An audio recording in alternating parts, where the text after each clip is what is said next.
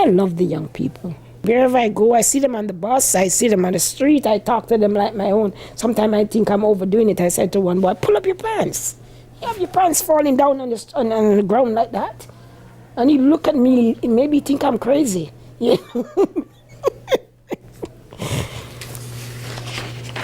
Clover Grant has gotten very used to turning new pages. You got to do what you have to do. But in the last 15 years, she has had to face so much. There were times when it felt like hitting a wall. Very hard. Everything started in 1996 when her husband, a Seventh-day Adventist pastor, was transferred to Montreal. I just didn't like it. There were many differences between the city and her native Jamaica, and there were times when she simply felt unwelcome. I remember once I went out for a walk. Like the time she got lost and was late getting home. So, in English, she asked a stranger for the time. Vous ne parlez français? I said, no. No French, no time. But she stuck it out. She raised a family, made strong ties with her church and her community, and now... Nobody can get me to leave Montreal. But just when things began to go well, life threw her another curveball. Car accident. Her husband was killed on a trip to Ottawa in 2007, and their youngest daughter, the only other person with him, was in a coma for weeks. I thought I wouldn't be able to live again. It was very hard. But it was going to get tougher. After the death, I had to pay the bills. I had to survive, I had to live, you know. Since her marriage at age 19, her husband had been the main provider, even though she worked occasionally. Now with him gone, she was suddenly forced to provide for herself and the family and find a job. That's when she decided to get her high school diploma to help qualify for the kind of career she wants. My age, well, I'm pretty young, I'm 52.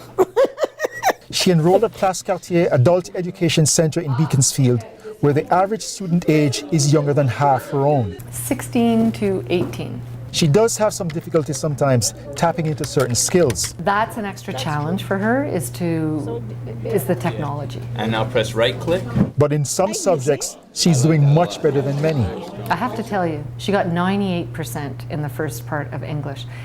I don't think I've ever given a 98%. That in spite of going to school 2 days a week and working the graveyard shift at a nursing home for 4 nights. Sometimes I break under the pressure. I said, it's too much, I'm so tired, you know.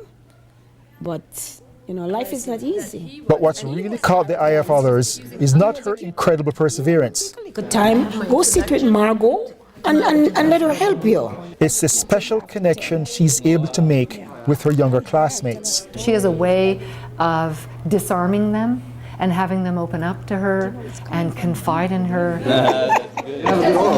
Even when they get on her last nerve and she scolds them, they listen to her. She spoke out because some people were acting up, and the way that she did it, she handled it so well that they didn't resent her for it. Clover wants to make use of this talent, and that helps to motivate her. When you have a gift, a talent, you got to share it and let it be a blessing to other people. That's why once she gets her high school diploma, she wants to go on to CEGEP to study special care counseling. Well, you can take my number and we can be family. You can come over. This strong calling to reach out and help others by counseling would be her own little ministry in her own way. But on top of that, it would be her own special connection to her husband. It's a follow-up of his work. In life, things happen and we have to pick up the pieces and move on. You know, we don't just sit there in self-pity. We got to keep going.